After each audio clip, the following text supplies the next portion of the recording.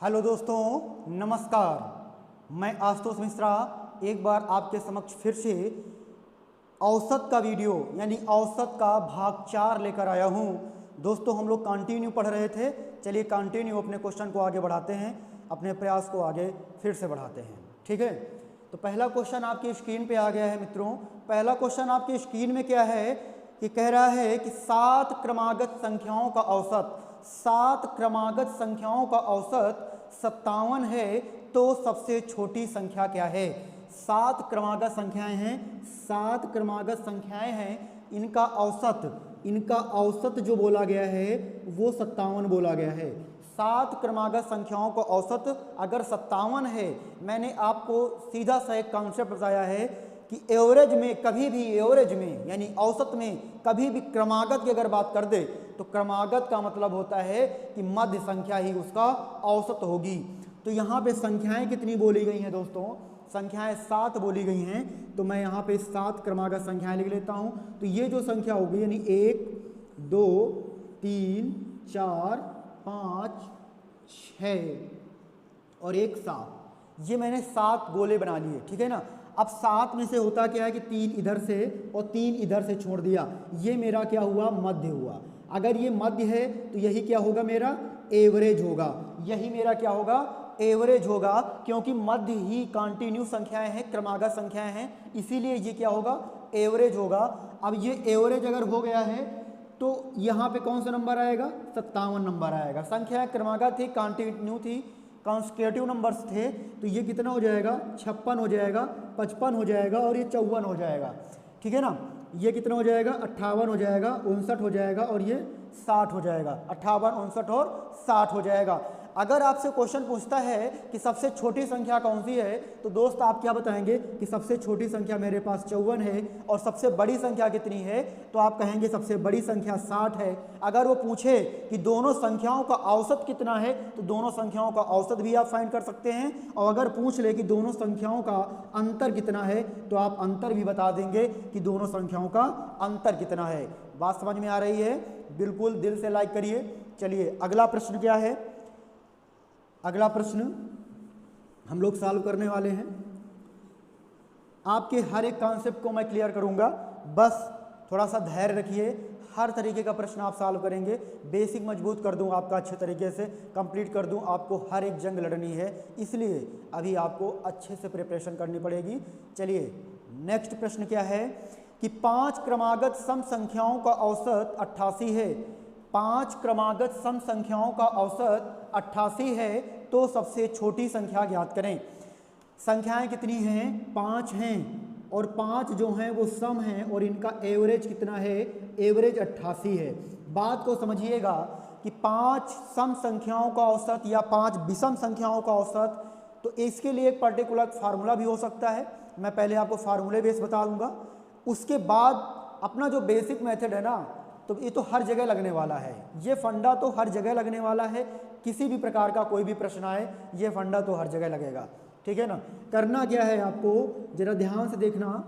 क्या करना है कि संख्याएं जब कंटिन्यू हो, क्रमागत हो, तो सबसे छोटी संख्या कैसे निकालते हैं? छोटी संख्या निकालने के लिए हम लोगों के पास फार्मूला है कि एवरेज माइनस n माइनस 1।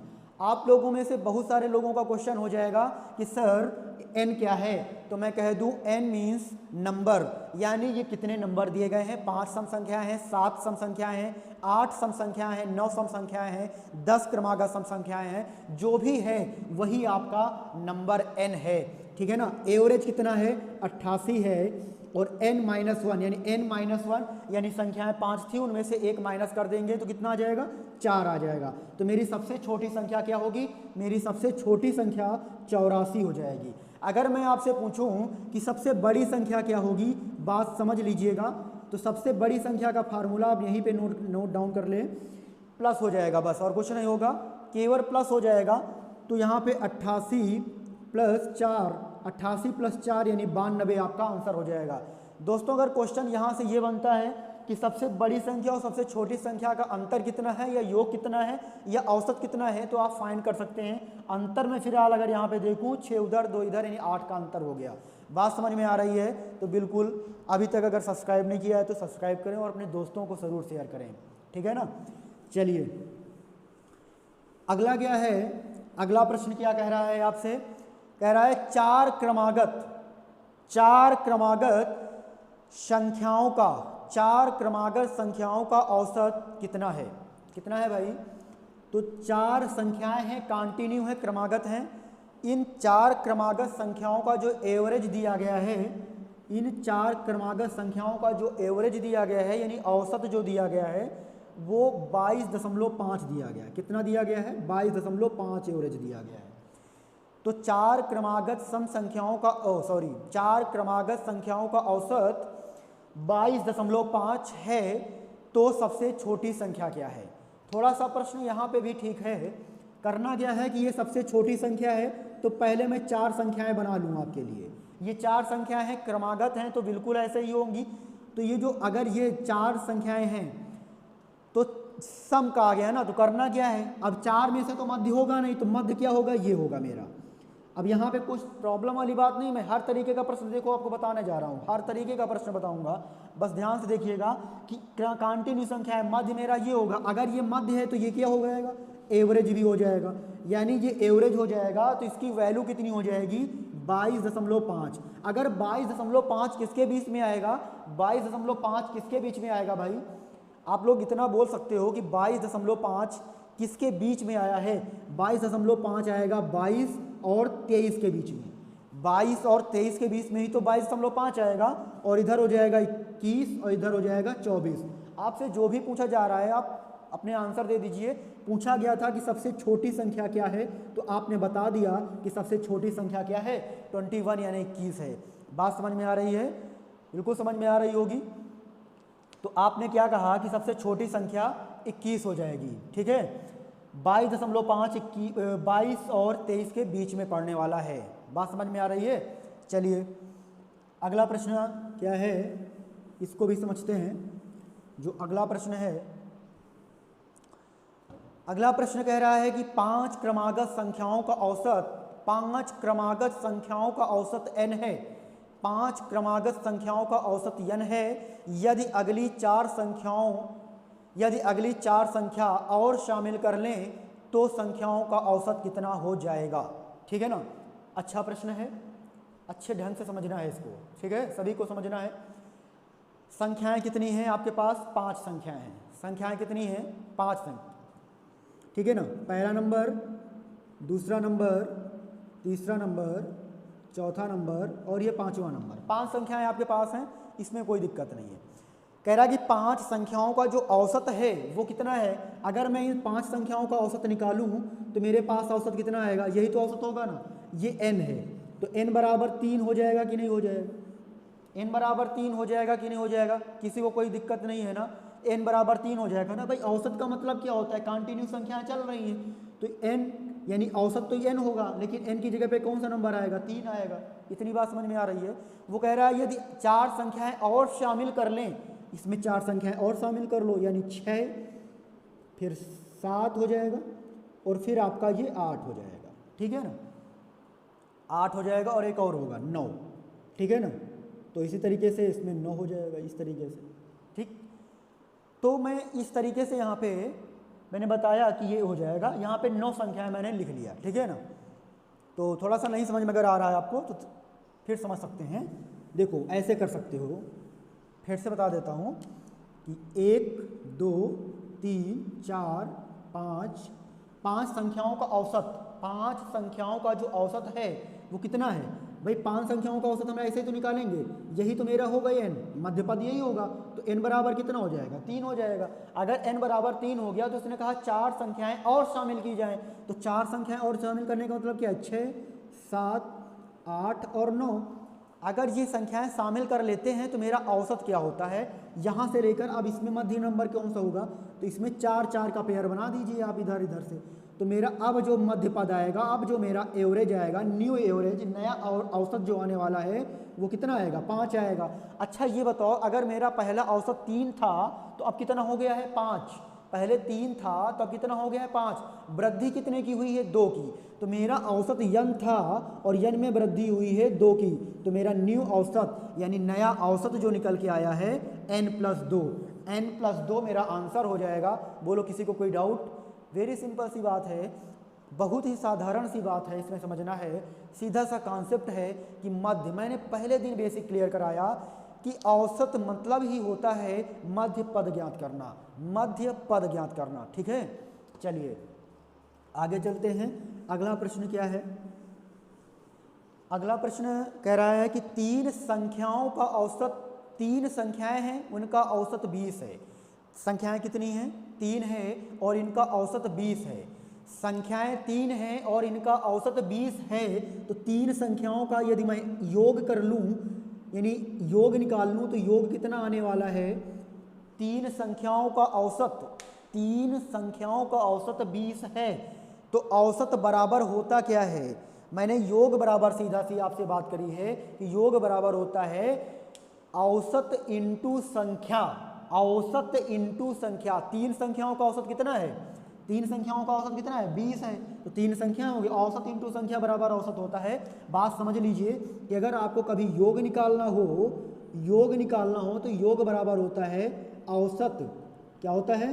औसत इंटू संख्या, ठीक है। मैं यही फार्मूला यहाँ पे यूज कर रहा हूँ, इसमें किसी को कोई दिक्कत नहीं है ना? तो बिल्कुल कोई दिक्कत नहीं होनी चाहिए, फार्मूला वही है, मैंने उसको तोड़ दिया है बस, ठीक है। तो योग कितना आएगा यहाँ पे? तो ये हो जाएगा 60, ठीक है ना? कितना हो जाएगा? 60 यानी 60 हो जाएगा।